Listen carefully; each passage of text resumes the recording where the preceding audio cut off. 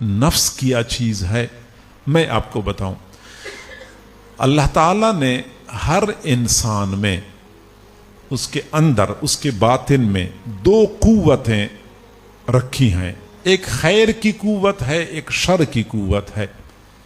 खैर की कुव्वत होती है जो वक्फे वक्फे से बंदे को अच्छाई की तरफ मुतवज्जे करती है।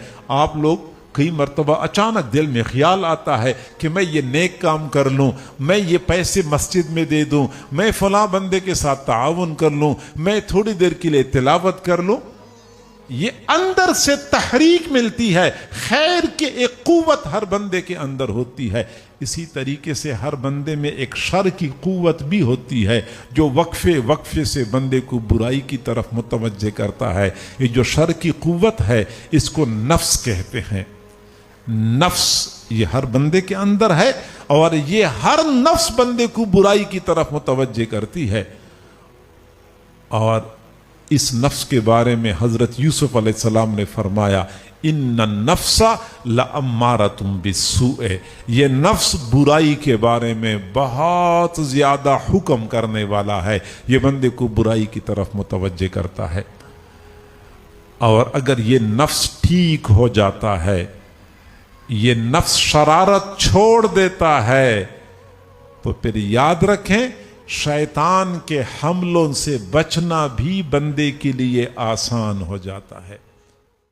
ये नफ्स हर बंदे के साथ है, इसकी इस्लाह करनी होती है, इसके शर को खैर में तब्दील करना होता है, इस नफ्स के अंदर से बुरी खसलतों को अच्छी खसलतों में बदलना होता है। और जब हम इस नफ्स की इस्लाह करते हैं तो कुरान मजीद में इसके लिए तज़किया का लफ्ज़ इस्तेमाल हो चुका है। कुरान मजीद में जा बजा उस तज़किरा मौजूद है कि अल्लाह ताला फरमाते हैं, लक़द मन्नल्लाहु अलल मुमिनीन इज़ बअथ फ़ीहिम रसूलन मिन अनफुसिहिम यतलू अलैहिम आयातिही व युज़क्कीहिम। व युज़क्कीहिम का यही माना है, क़द अफ़लह मन ज़क्काहा, जिसने अपने नफ्स को पाक कर लिया वही बंदा कामयाब हो गया। क़द अफ़लह मन तज़क्का, ये सब का यही माना है, नफ्स की बुरी खसलतों को निकालना और अच्छी खसलतों से आरास्ता पे रास्ता करना। दूसरे लफ्जों में ये कह सकते हैं कि सॉफ्टवेयर को अपडेट करना होता है। इसके अंदर पहले और कुछ था, अब इसके अंदर और कुछ, कंप्यूटर की जुबान में आप लोग यूं समझ सकते हैं। तो इसकी इस्लाह हो जाती है, इसका तज़किया हो जाता है।